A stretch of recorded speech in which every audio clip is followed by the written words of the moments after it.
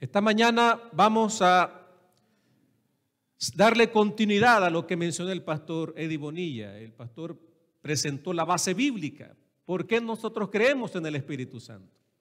Que no es una fuerza, no es una influencia, aunque sí tiene potencia, aunque sí es todopoderoso, pero es más que eso. Él presentó la base bíblica.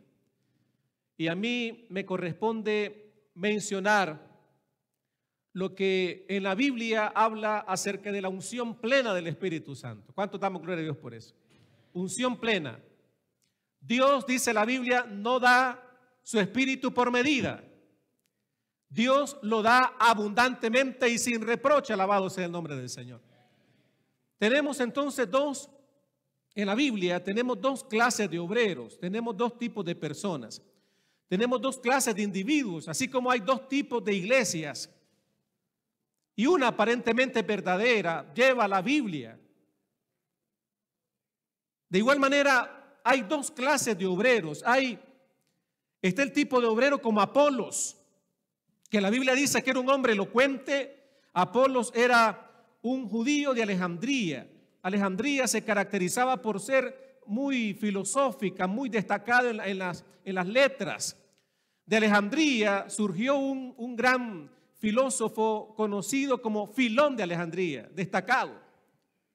Esa influencia de Filón, esa manera inclusive de estudiar las escrituras en Alejandría, la interpretación conforme a la cultura griega, tuvo que haber influenciado en gran medida la vida espiritual de Apolos. Ustedes recuerdan que en el primer siglo las personas, los judíos, estaban influenciadas por la cultura, por la mentalidad griega. Por eso es que Jesús contó la parábola del rico y Lázaro. ¿Se acuerdan la parábola del rico y Lázaro?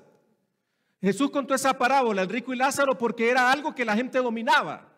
Era algo que la gente compartía, no porque fuera una doctrina, no porque fuera una enseñanza. De ahí los hermanos evangélicos agarran para poder enseñar la inmortalidad del alma, que cuando una persona muere va al seno de Abraham, va al cielo. Pero eso era lo que las personas creían. La cultura griega, la influencia griega. Apolos era un hombre judío de Alejandría, era elocuente, poderoso en las escrituras, pero su manera de estudiar las escrituras, su manera de estudiar la Biblia, no era conforme a lo que estaba escrito. Por eso, según lo dice la Biblia, cuando él estaba enseñando en la iglesia, cuando él estaba orientando a la iglesia, hubo una pareja muy cristiana, muy devota, que lo llamó. ¿Se acuerdan cuáles eran los nombres? Dos laicos. Este hombre era poderoso en las escrituras, era elocuente, era doctor, era un hombre de todo.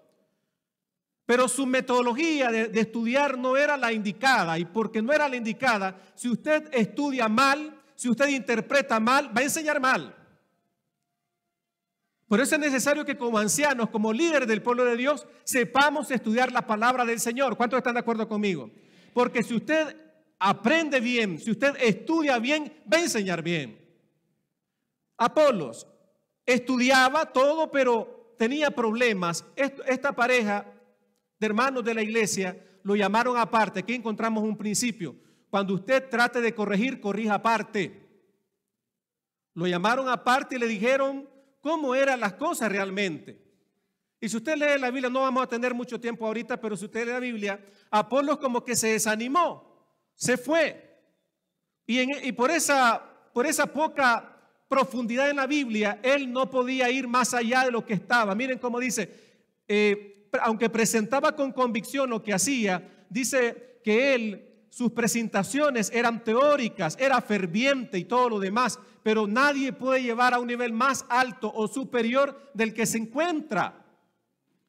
Si usted quiere llevar a la iglesia a un nivel más alto de comunión con Dios, primeramente comience usted. Si usted quiere llevar a la iglesia a la acción, si usted quiere llevar a la iglesia a la predicación, comience usted.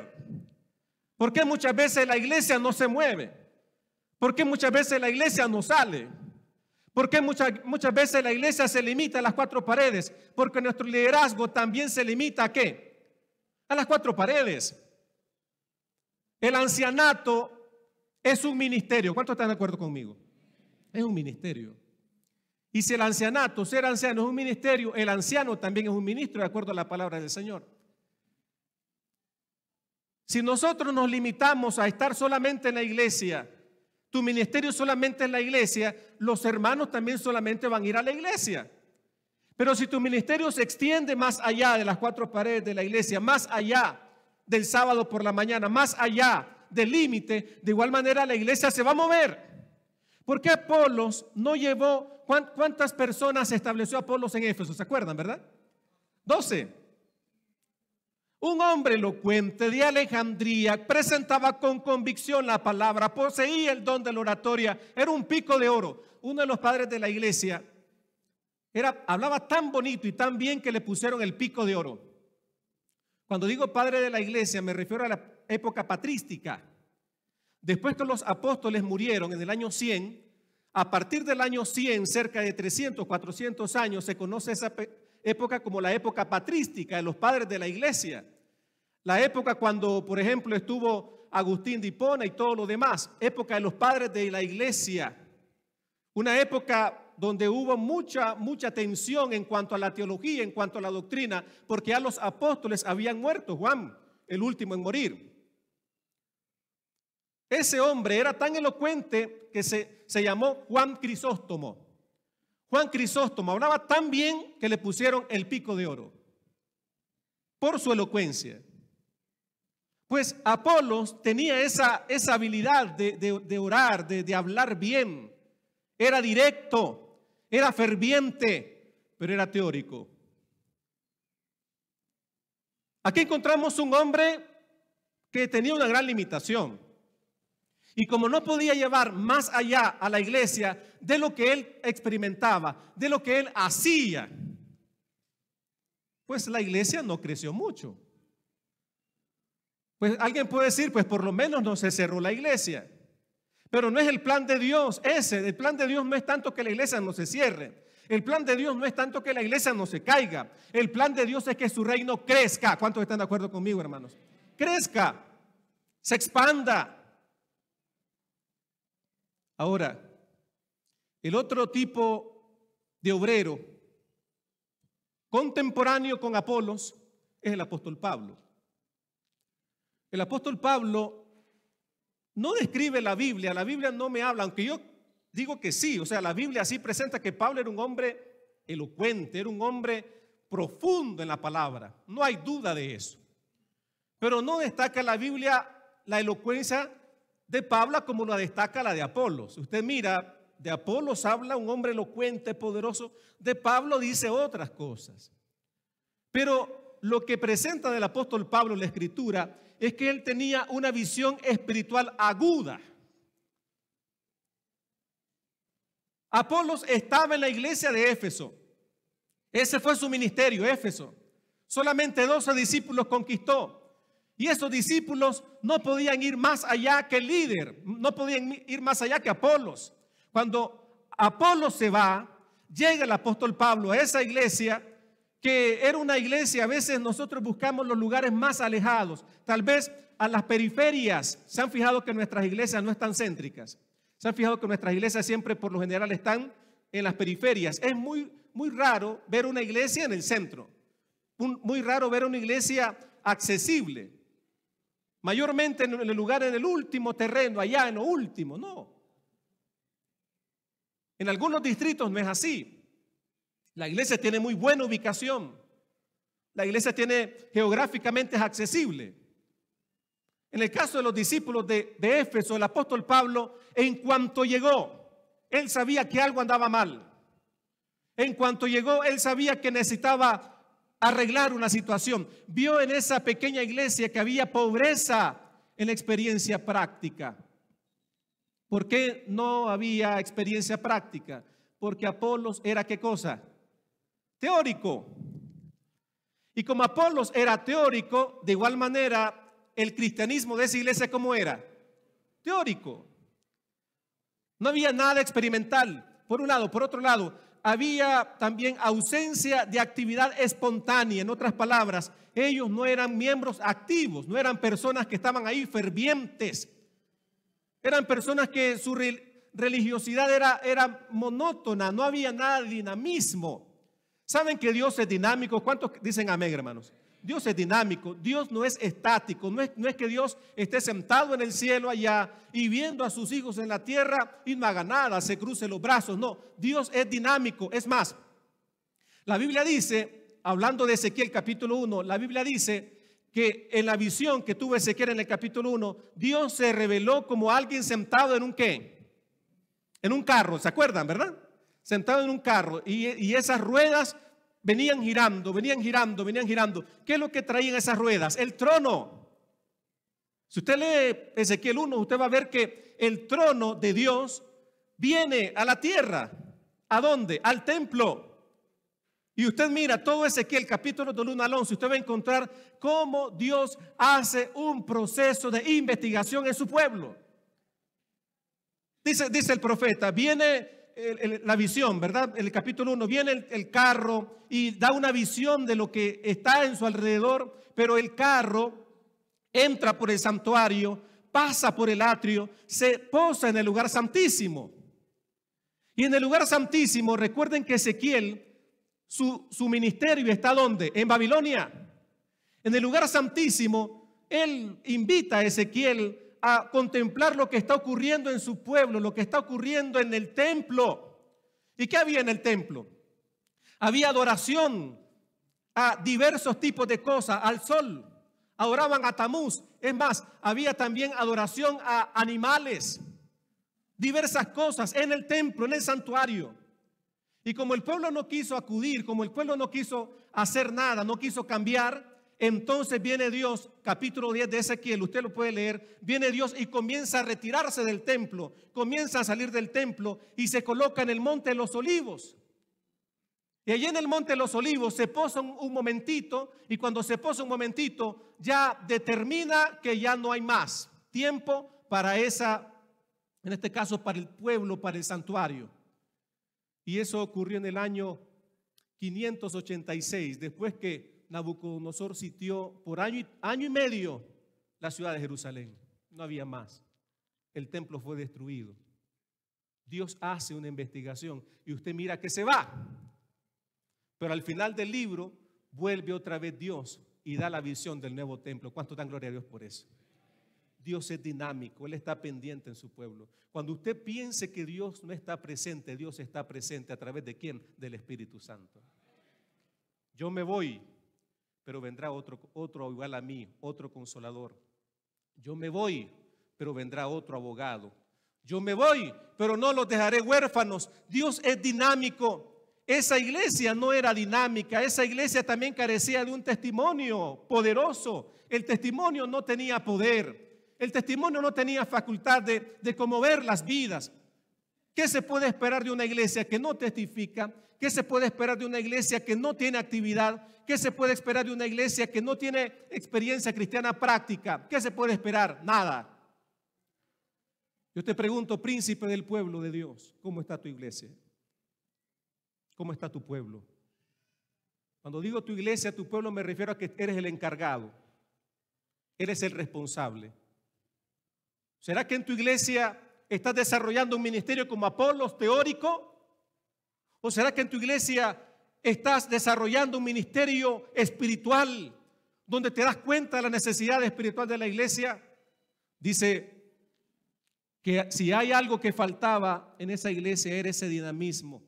Y esto es lo que le mencioné anteriormente. Un hombre puede levantar a otro solamente al nivel en que él mismo se encuentra. Por eso es que necesitamos subir a la presencia de Dios cada mañana. Porque si usted quiere que su iglesia pueda ascender a una atmósfera celestial, primeramente debe comenzar por nosotros. Ahora, hay un pensamiento, hermano René, hay un pensamiento en el deseo de toda la gente en la página 641. Miren qué interesante. Únicamente cuando la verdad vaya al corazón acompañada por el Espíritu, vivificará la conciencia o transformará la vida. Uno podría presentar la letra de la palabra. ¿Qué presentó Apolos? La letra. Sabía, conocía, era un doctor, era un hombre profundo en las Escrituras, pero su profundidad se limitaba a la letra. El joven rico, ¿cuál fue el problema de él? La letra. Los mandamientos sabes, Señor, todo esto he guardado desde que soy joven.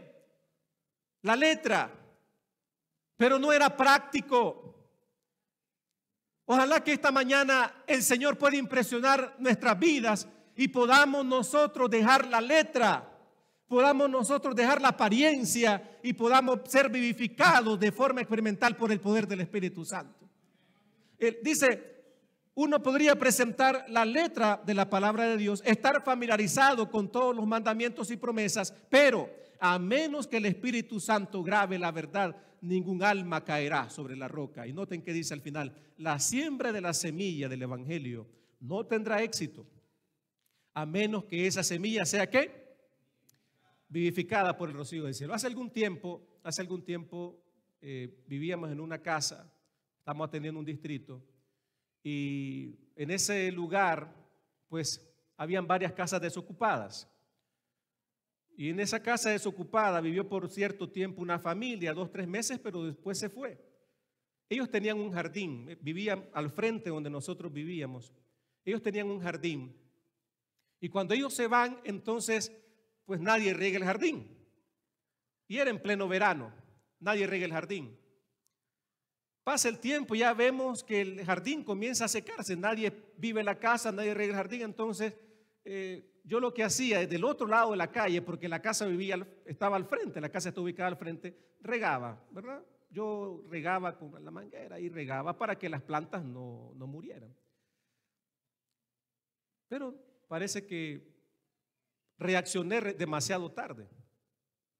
Le digo a Erika, mira que las plantas se van a morir, qué lástima, porque tienen un jardín muy bonito. Y la regaba una noche. Lo recomendable dicen que es regar de noche o muy temprano. La regaba en la noche, pero no reaccionaban, las plantas no reaccionaban. No se miraba que estaban cobrando vida nuevamente. Pero ya con los días vinieron las primeras lluvias de mayo.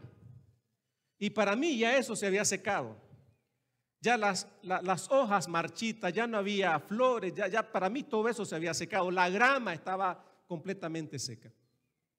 Una lluvia cayó, una lluvia. ¿Y qué creen ustedes que pasó? Cobró vida. Yo me pregunté, pero ¿qué tiene la lluvia? ¿Qué tiene la lluvia que da vida a lo que yo antes estaba regando con la manguera? Estaba regando, tratando. ¿Qué tiene la lluvia?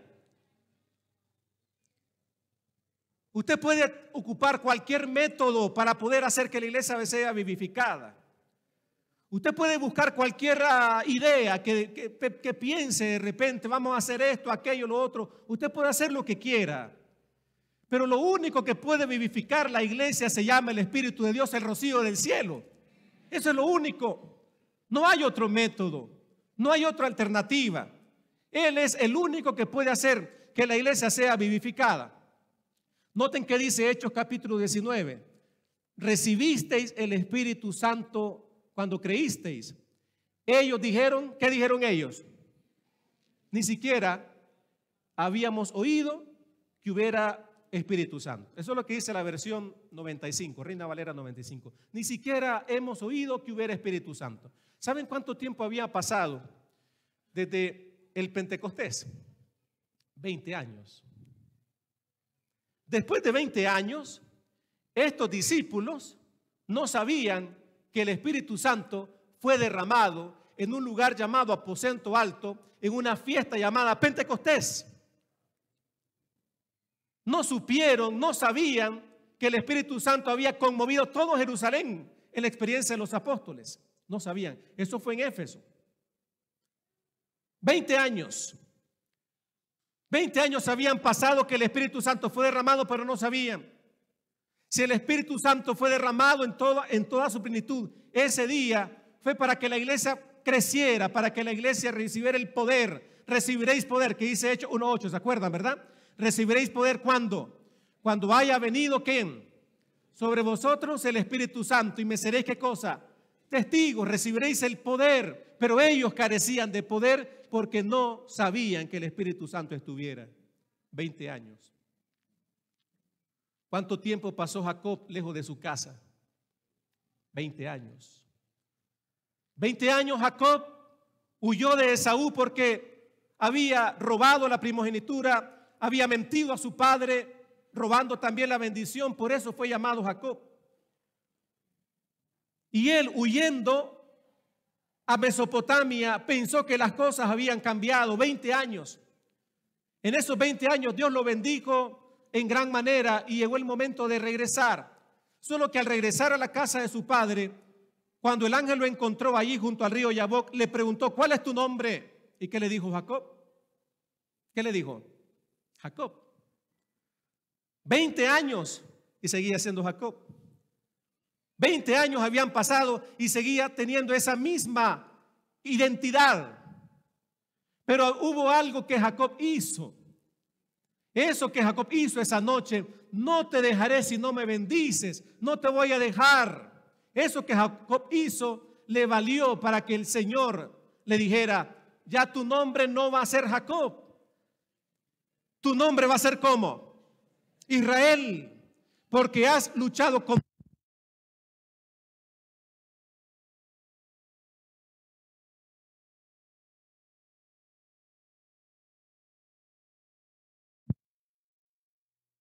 Usted esté concentrado en la palabra del Señor. ¿Cuál es tu nombre? Le dijo. Soy Jacob. No, ya no eres Jacob. Te voy a llamar Israel. Le cambió el nombre, le cambió la experiencia, le dio una nueva vida. ¿Cuántos alaban el nombre del Señor? Ya no había temor, ya no había miedo. De Saúl no había miedo. Al día siguiente se presenta delante de Saúl y se abrazan los dos hermanos. Aquel que venía con 400 hombres, se abrazan los dos hermanos, lloran los dos hermanos, se perdonan los dos hermanos. ¿Y qué es esto que me has dado, los regalos? Es que tu siervo Dios me ha bendecido, pero yo también tengo. Pues vamos juntos. No, ve tú adelante, yo voy al paso de las mujeres y los niños. Ya no era el mismo, Dios lo había cambiado. ¿Cuánto dan gloria a Dios? Dios te puede cambiar. Esa experiencia de la iglesia de Éfeso, una iglesia de 12 discípulos, 20 años y seguían siendo ¿qué? Carentes de la bendición de Dios, no por Dios. Alguien dice: pero ¿qué pasa si la iglesia de los apóstoles era una y nuestra iglesia era otra? Si el apóstol Pablo estuviera hoy y llega a tu iglesia, ¿qué te diría? ¿Qué te diría? Si el apóstol Pablo llegara a tu iglesia un sábado de mañana y el apóstol llega con esa visión espiritual y llega viendo la iglesia, analizando la iglesia, ¿qué diría? ¿Será que preguntaría también: óiganme, denme un momentito, ustedes recibieron el Espíritu Santo? Cuando nosotros tenemos en cuenta qué es lo que tenemos en nuestras manos, el privilegio que Dios nos da, cuando usted siente que Dios está con usted, usted está dispuesto a hacer lo que sea para honrar y agradar el nombre del Señor. El apóstol Pablo honraba a Dios. El apóstol Pablo no maltrataba a la iglesia, orientaba a la iglesia. Y ese día, dice la Biblia, fueron bautizados. Usted lo puede leer en Hechos 19. Fueron bautizados y después de haber sido bautizados, les impuso las manos y recibieron ¿qué cosa? ¿Recibieron qué cosa, iglesia? El bautismo del Espíritu Santo. ¿Saben por qué? Porque el bautismo del Espíritu Santo solamente puede venir a alguien que ya experimentó, que ya supo lo que es ser redimido por la sangre de Jesucristo. ¿Por qué lo digo? ¿Se acuerdan ustedes que la Biblia dice que Moisés, cuando habla la Biblia de que hubo hambre y hubo sed y todo lo demás, en Éxodo capítulo 17, dice la Biblia que el pueblo clamó por agua y Moisés golpeó la roca? ¿Se acuerdan? Moisés golpeó la peña ahí en Horeb. Y cuando golpea la peña, ¿qué brota de la peña? Agua. Golpea la peña y brota agua. ¿Quién es la roca? ¿Quién es la roca? Cristo tuvo que morir, Cristo tuvo que padecer, Cristo tuvo que ser crucificado. La peña estaba siendo golpeada, la roca estaba siendo clavada en la cruz. Tuvo que derramar su sangre. La roca estaba siendo golpeada. Pero una vez que la roca fue golpeada, entonces estaba listo el mundo para recibir el agua. ¿Cuál agua? Juan capítulo 6. En el último y grande día de la fiesta, Jesús se puso en pie. ¿Y qué dijo? Si alguno tiene sed, venga a mí y beba. Y de su interior correrán, ¿qué cosa? Ríos de agua viva. Y ustedes miran el versículo siguiente. Esto digo acerca del Espíritu Santo que habían de recibir los que creyesen en él. ¿Cuántos alaban el nombre de Dios? Eso ocurrió en el día del Pentecostés. El agua de vida, el Espíritu Santo estaba siendo derramado, pero la iglesia no sabía. A veces nosotros vemos la lluvia tardía para un tiempo futuro. Vemos la unción del Espíritu para un tiempo futuro. Vemos la experiencia de transformación de la iglesia para un tiempo futuro. No, es que todavía eso está para el futuro. Pero hoy el Espíritu Santo puede ser derramado en tu vida. Hoy puedes salir de aquí bajo la unción del Espíritu Santo. ¿Sabían ustedes que en la ocasión del Pentecostés nadie se vio la llama encima? Nadie. Si ustedes leen la Biblia, Hechos 2, ¿qué dice? Que le fue colocada una que, como lenguas de fuego sobre cada uno. Solo que uno podía ver la lengua de fuego en el otro, ¿sí o no? Pero nadie podía verse la lengua de fuego de uno, ¿verdad? Usted podía ver la del otro y el otro podía ver la de usted, pero nadie podía ver la de uno. Aquí hay un principio. La gloria de Dios no se adjudica a ninguna persona. La gloria de Dios se manifiesta en las personas y otros van a evidenciar esa gloria en tu vida. No puedes decir Dios me cambió, Dios me liberó. La gente se va a dar cuenta si Dios te cambió. La gente se va a dar cuenta si tienes ese fuego. La gente se va a dar cuenta si tienes esa experiencia. Vamos terminando. La ausencia del Espíritu es lo que hace tan impotente el ministerio evangélico. Tenemos en nuestro territorio actualmente 18 distritos. Si hay algo que este servidor de todos ustedes, si hay algo que anhelo desde lo más profundo de mi corazón, es que todos nuestros pastores, nuestras familias pastorales, nuestros ancianos y de manera extensiva nuestras iglesias seamos ungidos por el poder del Espíritu Santo. Yo sé que al final será una experiencia personal.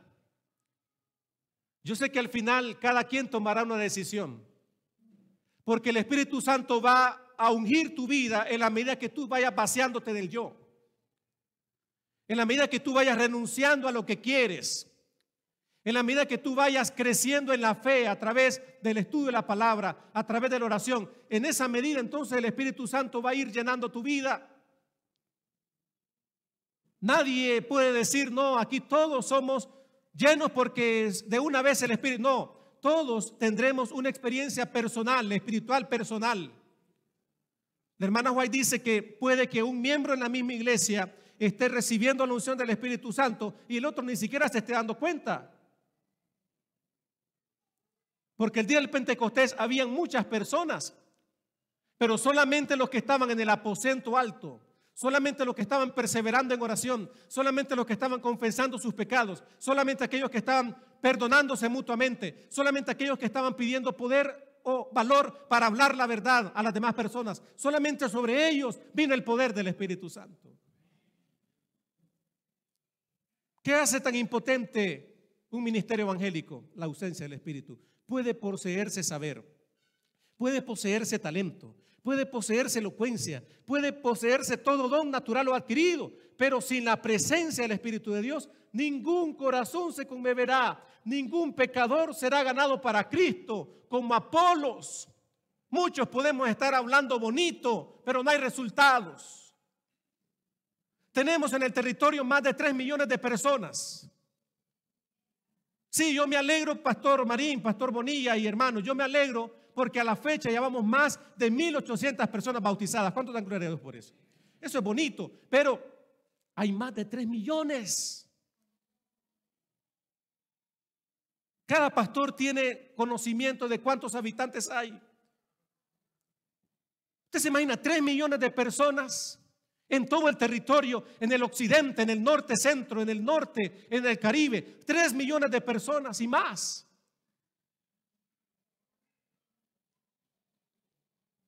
No podemos estar, sí, ¿cómo les digo? Estamos contentos pero no satisfechos.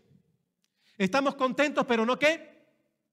Satisfechos. Contentos porque un alma que se rinda hay gozo en los cielos, ¿sí o no? Pero no satisfechos. ¿Por qué? Porque hay más de 3 millones que tenemos que ver qué hacer. ¿Y cómo podremos nosotros impactar a 3 millones de personas?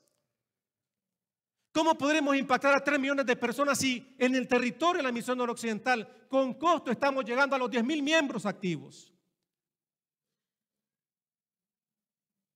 ¿Cómo?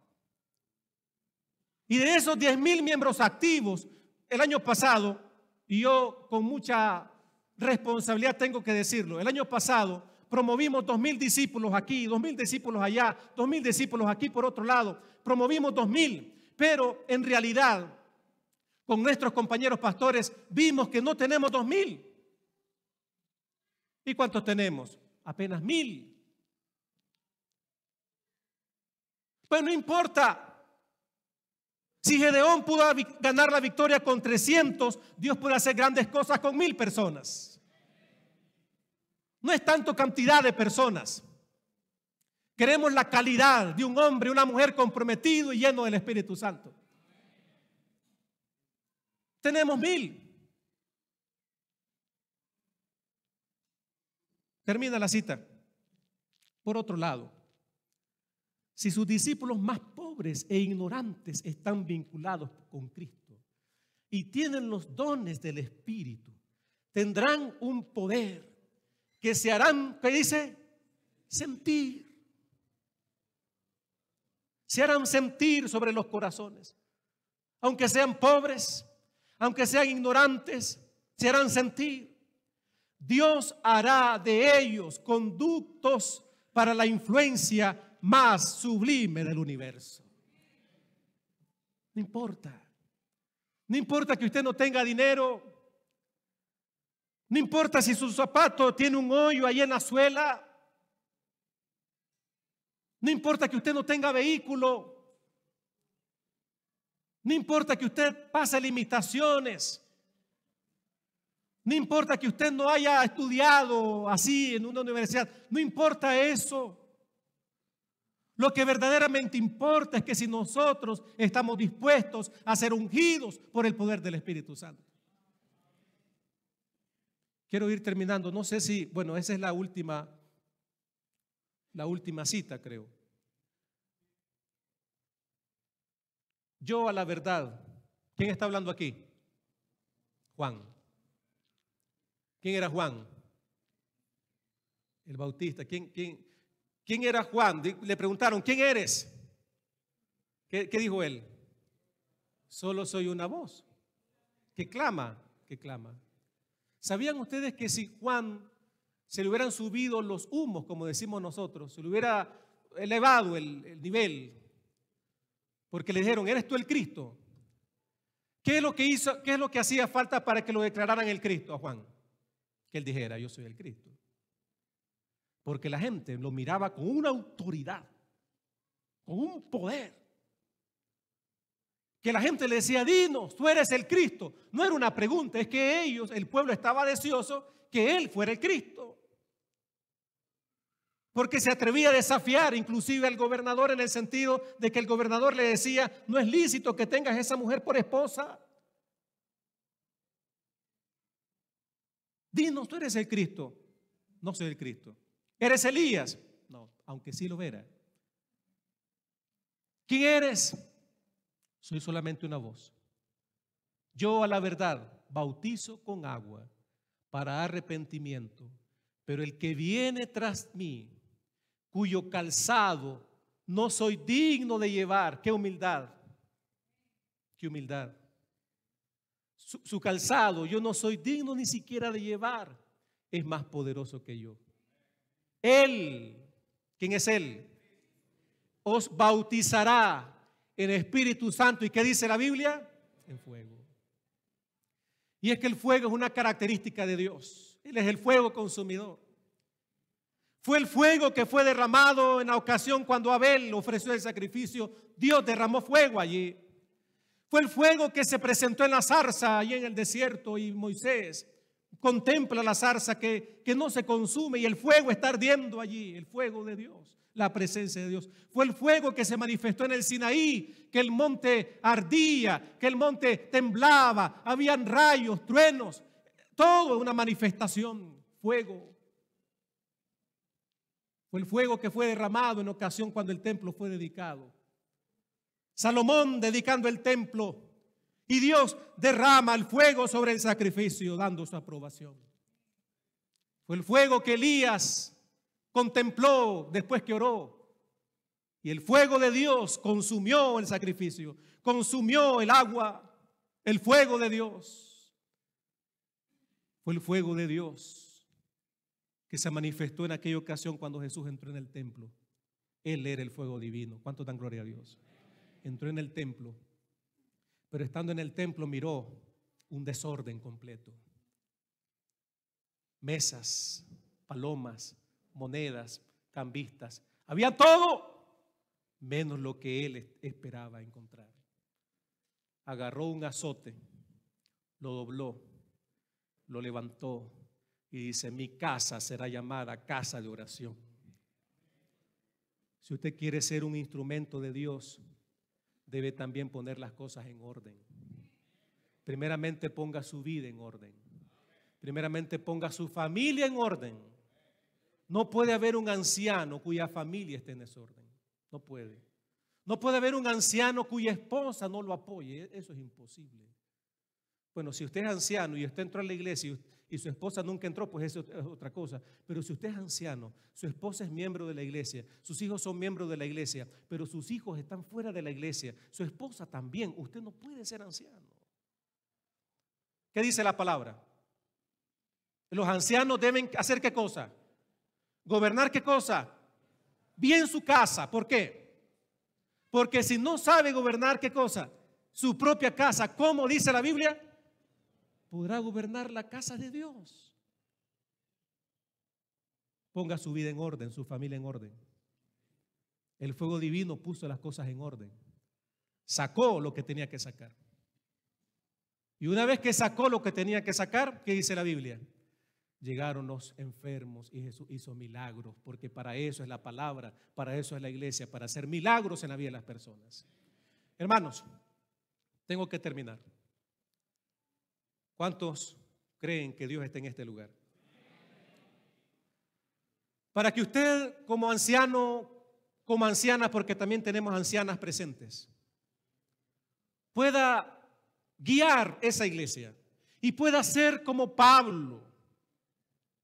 No quizá elocuente, aunque Pablo era elocuente, pero sí con una visión espiritual aguda, que sabía lo que la iglesia necesitaba. Si usted quiere ser así, usted y yo necesitamos la palabra del Señor. Esta es la guía. Usted no puede llevar a la iglesia a un nivel que usted no tiene. Usted no puede, ¿qué digo? Si usted no es misionero, la iglesia no va a ser misionera. Si usted no es ganador de almas, la iglesia no va a ganar almas. Si usted no es fiel en sus diezmos y ofrendas, la iglesia tampoco lo va a hacer. Nadie puede llevar a un nivel más alto del que usted se encuentra, del que uno se encuentra. Si queremos nosotros crecer en la fe, podríamos entonces decirle a la iglesia: vamos, crezcamos, el nivel debe crecer. ¿Cuántos alaban el nombre del Señor?